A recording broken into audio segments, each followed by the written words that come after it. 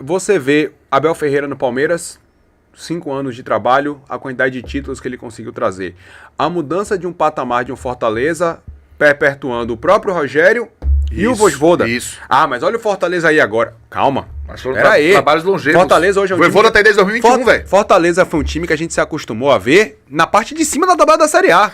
Chegou entre os 4 primeiros 2 vezes já, velho. Pois é, e a gente tá vendo Fortaleza hoje brigando pra não cair, tá dizendo assim, algo tá... Que Fortaleza é esse?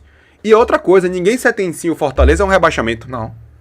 Inclusive Inclusive agora. Fortaleza. Ninguém sentencia Inclusive agora. agora. Ninguém sentencia Não, o Fortaleza no começo agora. do campeonato era apontando pra cima e agora fez... vai sair daí. E aos poucos, isso vai quebrando a cultura daquelas trocas absurdas que ainda acontecem no futebol brasileiro, mas aos poucos vai se entendendo que é necessário ter paciência e dar tempo ao tempo para que os processos se solidifiquem.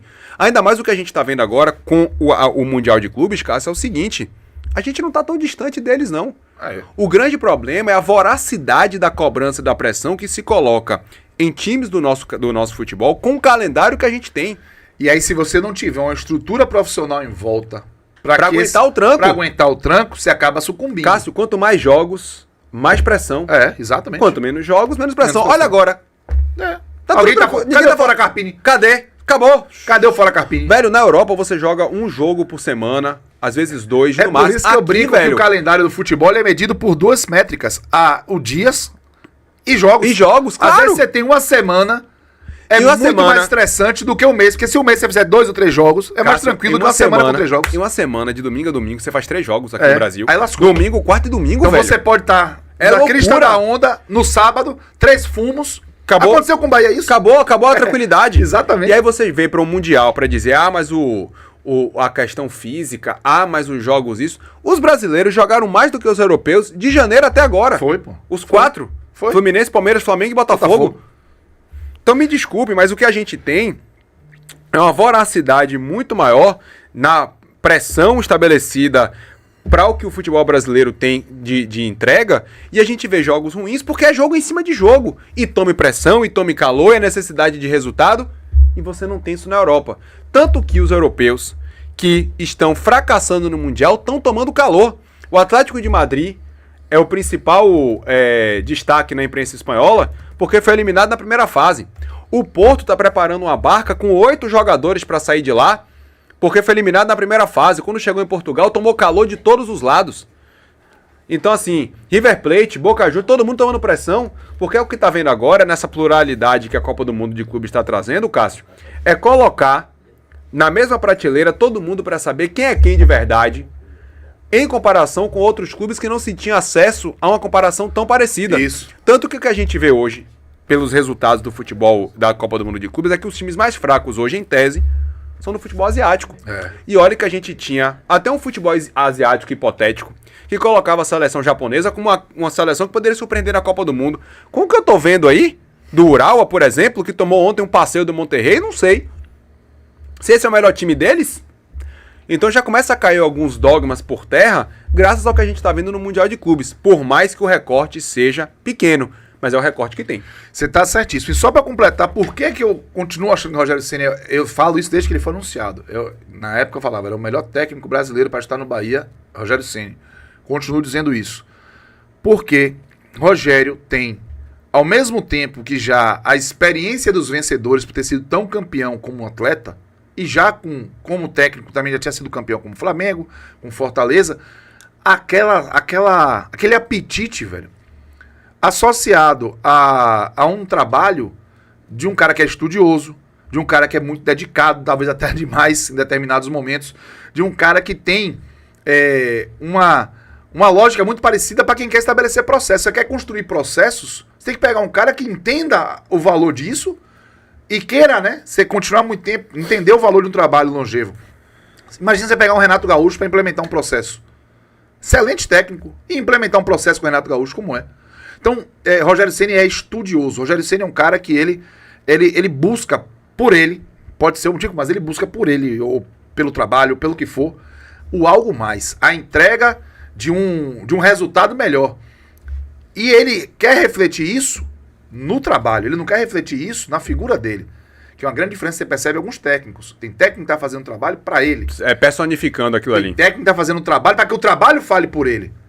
Então o Abel Ferreira, por exemplo, você vê que o Abel Ferreira faz o trabalho para o resultado falar por ele.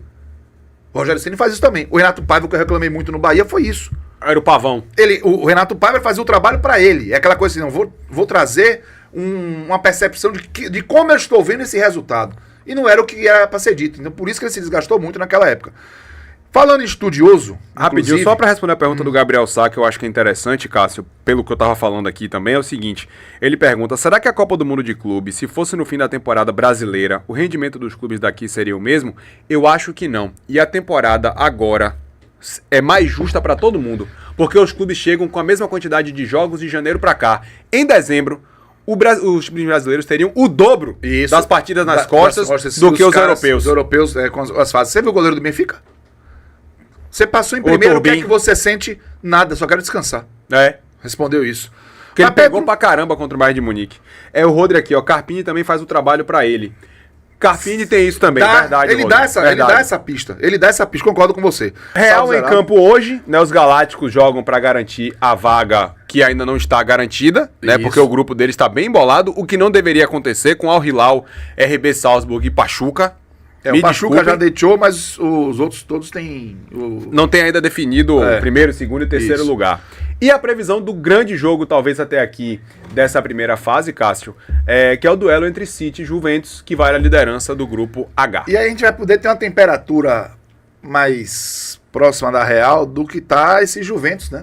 Essa Juventus, porque ela deu 2 sapatadas no Wydad Casablanca e no Al Ain, mas são equipes...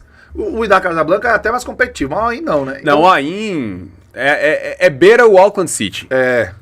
E aí vai ter o Manchester City que precisa ganhar para ser líder do grupo. Então vamos ver como vai se comportar. E o Casablanca tem um jogador que é interessante, é o Lorque, o camisa 4. Jogador que chama a jogada, joga por dentro ali, remata bem de média e longa distância.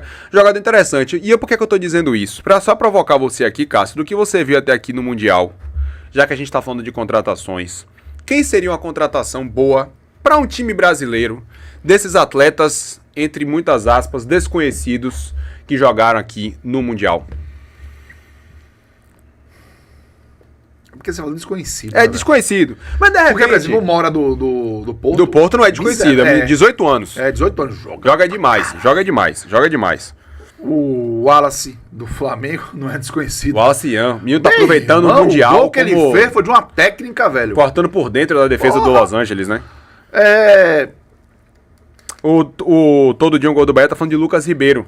Do Mamelodi. Isso, bom jogador. Atacante, exatamente, bom jogador. Mamelodi de Arthur Salles, né?